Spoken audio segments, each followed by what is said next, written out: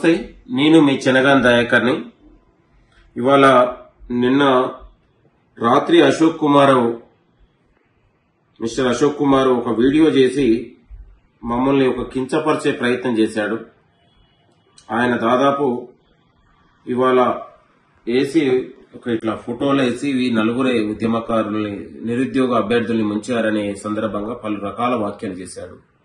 నేను అంటా ఉన్నాను మిస్టర్ అశోక్ గారికి నేను సీరియస్ గా ఒక విషయం చెప్పదలుచుకున్నాను.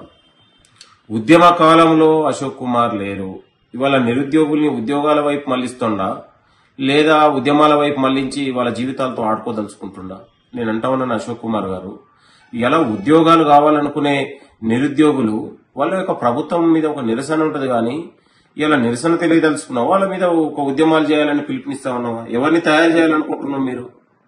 ఇలా నిరుద్యోగుల్ని ఉద్యోగులుగా తయారు చేయడానికి మీరు ప్రయత్నం చేస్తా ఉన్నారా, లేదా వాళ్ళ ఉద్యమకారులు చేసి రోడ్ల మీద తిరగమని మీరు చెప్తా ఉన్నారు? ఏం సందేశం ఇవ్వబోతా ఉన్నారు నిరుద్యోగులకు? మీరు చెప్పండి. మీరే కదా పరీక్ష కాలంలో మేనిఫెస్టో కాంగ్రెస్ పరీక్షలు డిసైడ్ చేసే దగ్గర కూడా మీరున్నది. ఇవాళ మీరే తప్పుదారి పట్టించే ప్రయత్నం నిరుద్యోగులు చేస్తా ఉన్నారు. ఇప్పుడు అశోక్ కుమార్ అనే వ్యక్తికి తలతోక లేకుండా, అసలు ఒక దిశానిర్దేశం లేకుండా ముందుకెళ్తా ఉన్నాడు. నేను అంటా ఉన్నాను, డిఎస్సి నువ్వే మాట్లాడతావు, గ్రూప్ 1 నువ్వే మాట్లాడతావు, గ్రూప్ 2 నువ్వే మాట్లాడతావు, గ్రూప్ 3 నువ్వే మాట్లాడతావు, ఎన్ని మాట్లాడతావు?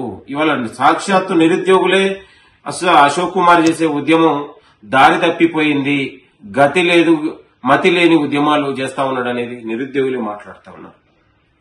నేను అంటా ఉన్నాను అశోక్ కుమార్ గారు, మీరు ఒక ఫ్యాకల్టీ, మీకు ఏం మమ్మల్ని అంటా ఉన్నారు మీరు. మేము ఒక రాజకీయ పార్టీలో, కాంగ్రెస్ ప్రభుత్వంలో, కాంగ్రెస్ పార్టీలో మేము ఉన్నాం. కాంగ్రెస్ పార్టీ నాయకుడు కూడా ప్రభుత్వాన్ని అభివృద్ధి కోసం, ప్రభుత్వం చేసే అభివృద్ధి పనులని ప్రజలకు చెప్పడానికి మేము ప్రయత్నం చేస్తా ఉంటాం. నీకేముంది, నువ్వు ఒక కోచింగ్ సెంటర్ నడుపుకునే యజమానివి. ఇవాళ పరీక్షలు వాయిదాలు పడితే నీకు కోచింగ్ పేరు మీద పైసలు రావాలనుకుంటావు, లేకపోతే ఆన్లైన్ క్లాస్. నీ వృత్తి ఏంటి? నిరుద్యోగులకు ఉద్యోగ నోటిఫికేషన్ల కోసం నువ్వు చదువు చెప్పి డబ్బులు తీసుకునేటోంది. నీ ఆలోచన, నీ బుద్ధి అంతా కూడా ఏంది? వాయిదా వైపే ఉంటుంది తప్ప మా ఆలోచన ఏంది?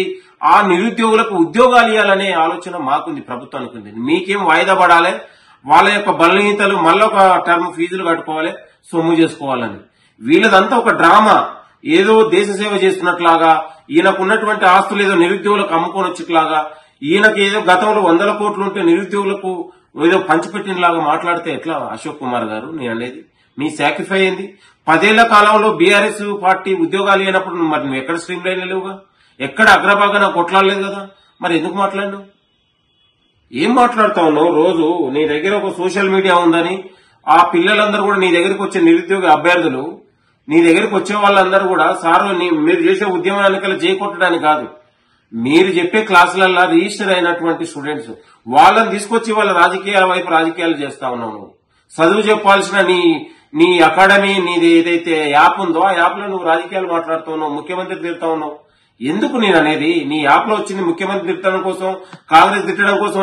నీ యాప్ లో అశోక్ సార్ అకాడమీలో ఎవరు జాయిన్ కాలేదు కదా, నేను అంటా ఉన్నాను.